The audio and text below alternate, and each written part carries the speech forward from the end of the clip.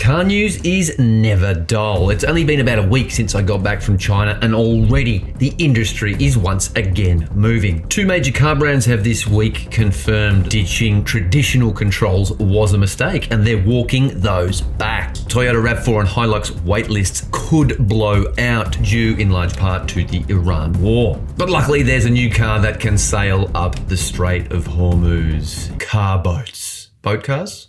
Whatever. Big week, buckle up, there's much to discuss.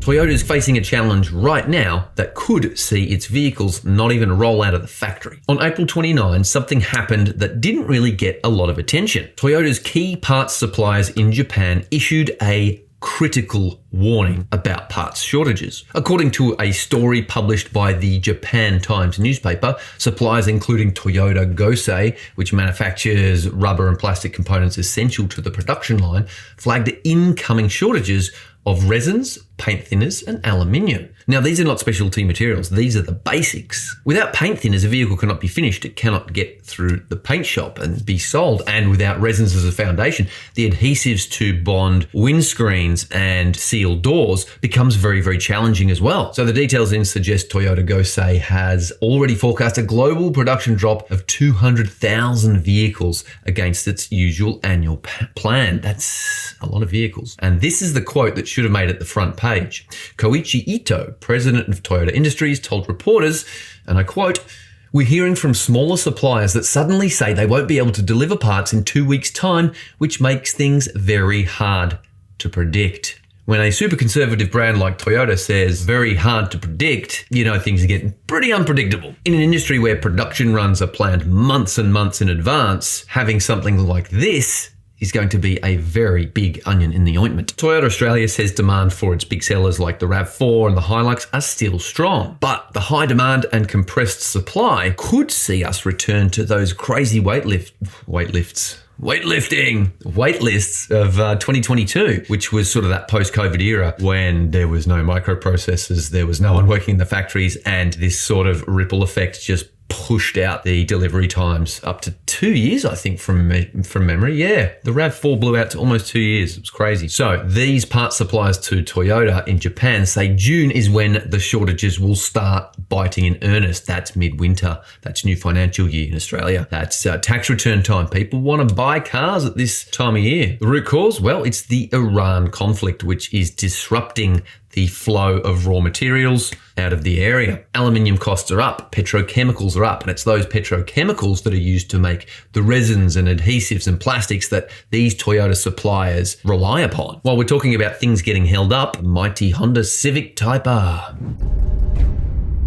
This is not good news. Honda Australia director Robert Thorpe said that the Civic Type R's future is being constantly reviewed in Australia by the company. And that's for one reason alone. It's pumping out too much CO2. Right now, according to my figures, the Civic Type R is pumping out more CO2 on average than a Toyota Hilux. Thorpe said, and I want to read this one accurately, "I personally don't want to lose Civic Type R from the lineup. It's an awesome vehicle, but it's one that we're going to have to continually review in the current environment."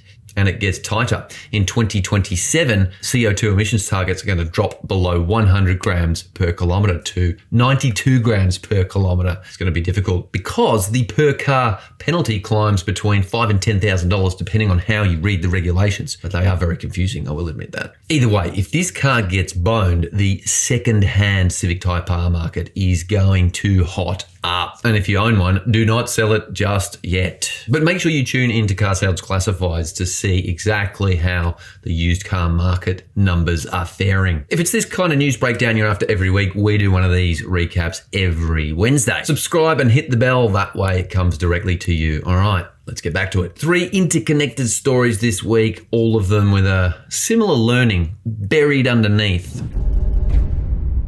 Let's start in West Australia, where AI-powered seatbelt camera systems are monitoring West Aussie drivers. Make sure you put your seatbelt in, all that. Now, these cameras have been operating there and are flagging roughly 300 potential offences per day. In 3 weeks of operation, they had already flagged more offences than the entire national total of seatbelt offences for 2023. That's about 10,000 fines in that time frame. So West Australia's Road Safety Minister Rhys Whitby was clear on the intent of this new technology.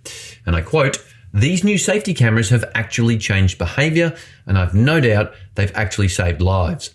We're looking at rolling out more, but again, we want to take a very careful and staged approach." And look, road safety is serious stuff, and the idea of technology like this has merit. It's really, really good. If we can make people safer on the road, surely that's a good thing. But here's where the story gets complicated. Many of those fines were challenged and then overturned. More than $1 million worth of these fines has been refunded by the state government. If you've got one of these fines in West Oz and you think it's wrong, then odds on it probably is. Tech is really disrupting the automotive industry at an alarming pace. It is getting crazy. And I haven't even talked about the boat car yet. And Leapmotor just demonstrated that. The brand went full keycard style vehicle access. Hotel card, tap the mirror to unlock, place the card on the dash to start. Clean, minimal, modern. Well, as it turned out, super duper frustrating for a lot of owners as well. Leapmotor's strategy and marketing boss, Francesco Giacalone, I don't know why I said that. I could just say Francesco Giacalone, did not hedge it. He said, and I quote, "The key card is dead." So physical keys are coming back across the entire Leapmotor lineup. And even Independent Safety Authority ANCAP is now agitating for more physical controls in cars and less touchscreen everything. They're especially saying for central driving systems. And then came Mercedes-Benz, who confirmed they are now reintroducing physical buttons and tactile roller controls into the GLC and C-Class vehicles. Why, I hear you say? Customer research, it turns out. Listen to the customers. Maybe they know a thing or two. Apparently, the executives said that buyers in product clinics were, quote, very clear that they wanted controls and specific functions because menus were too difficult to operate while driving. Funny that. That said, Mercedes is not throwing out its almost massive 40-inch MBUX hyperscreen technology. So, 3 stories, 1 message. These technologies weren't wrong in their ambition, they were just executed rather poorly. And those brands that adjust quickly earn back trust. I'm not sure where the government comes into this one, but we'll see what happens. Because the ones that double down find out the hard way that this ain't gonna fly with customers. All right, we're gonna finish this news update with something really cool, something that I haven't really seen on this channel before. It's a family SUV that might just require you to get an entirely new license to drive it. Now, before you say flying cars, nah, forget that. Amphibious vehicles, legit. This is legitimate. And it could be in Australia next year, probably more likely the year after. Only one downside. You might need your boat license to fully exploit this vehicle's capabilities. The Jetour G700 Arc Edition was demonstrated at China's Yangtze Lake this week, and it was astonishing. And this is kind of how it works. Car drives down the boat ramp, and then 2 external military-grade turboprop units mounted at the rear of the vehicle start doing their thing. So both units are powered by an 18 kilowatt electric motor, that's per unit, and combined they can push this SUV through the water at about 4.5 knots. It's around 8 kilometers an hour. And the car does a lot of stuff. Well, actually, it's a prototype, so I don't know if it does it all automatically, but when it hits deep water, the drivetrain decouples from the wheels entirely. They're not even spinning and paddling like some rivals have done in the space. They just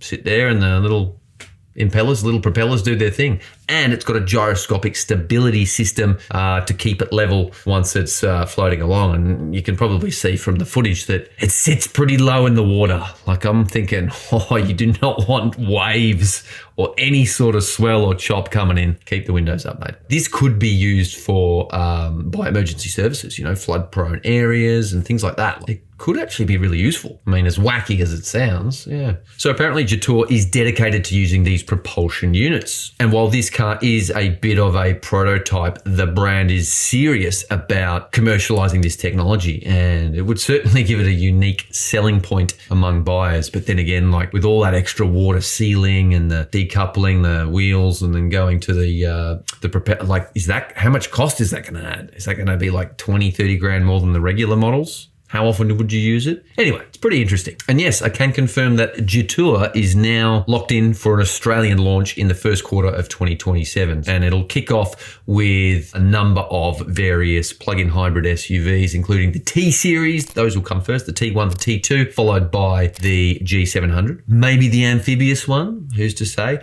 and the F700, which is a big old 4x4 ute. If you want to go deeper on any of these stories, check out the description. We've got the sources to all the yarns there. And if you want to see something seriously wild from China, check out my M Hero video with the Desert Eagles in the doors. That thing is pretty wild. Thanks for watching. See you next time.